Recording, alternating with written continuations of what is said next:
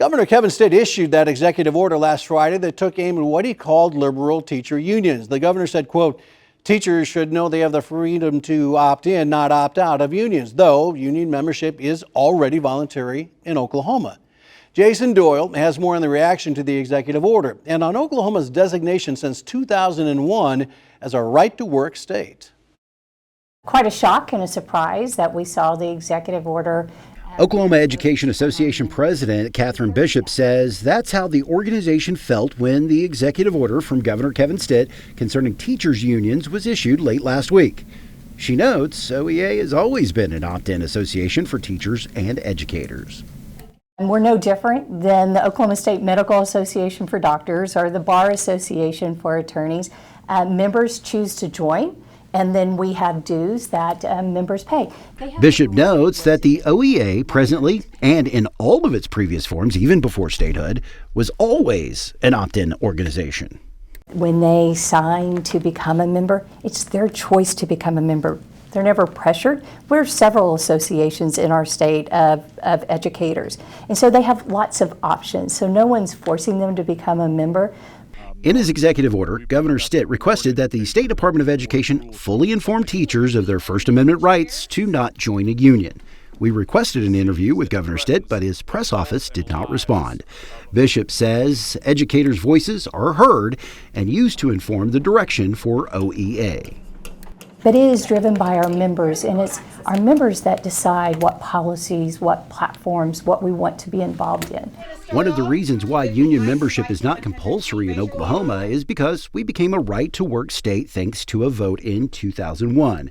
Frank Keating was governor at the time and defends Stitt's executive order. So for the governor to say, look, we're a right-to-work state, you individual teachers don't have to join a union, you don't have to pay union dues, and you union reps can't force anybody to do it. What he did was to say what is a fact. I mean, we are a right-to-work state. Keating says in the late 1990s and early 2000s, state leaders of both parties were trying to figure out why Oklahoma was one of the poorest states in per capita income. A study performed by the University of Oklahoma and Oklahoma State University economists found one of the reasons why salaries were not keeping pace with the nation at that time was because Oklahoma was not a right-to-work state.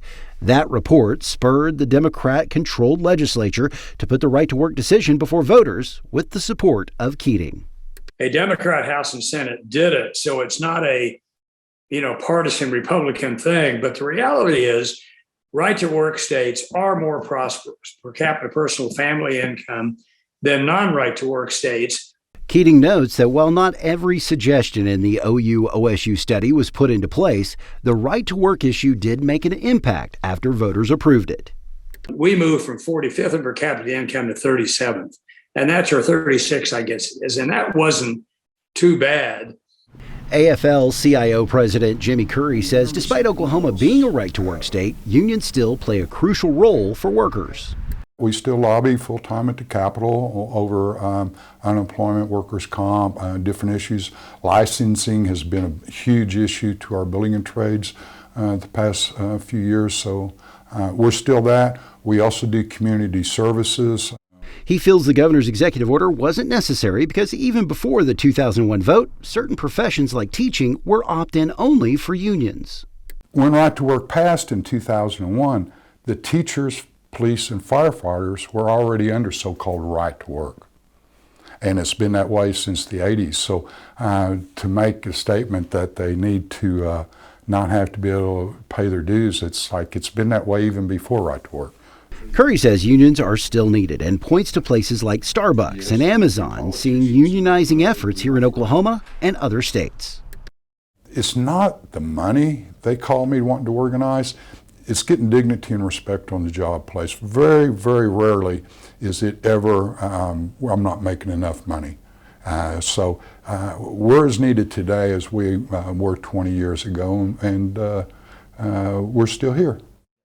Former Governor Keating says he isn't against unions, but he does feel teachers should know they don't have to join to make a difference in the classroom. So the reality is to say we're a right-to-work state, you don't have to join the union, you can keep that, put it in your pocket, and you can be an independent statement of how we need rigor and excellence in academics. And I think that's a good thing. OEA President Bishop wants people to know that the union is not some scary, unapproachable monolith, but is really the teachers in the classroom. They're the teachers that are teaching our students, the support professionals that are taking care of our students every day, and the administrators that are the leaders of our districts and our buildings. That's who we are. We're not some scary big people or whatever. We are the educators of Oklahoma. Jason Doyle, the Oklahoma News Report.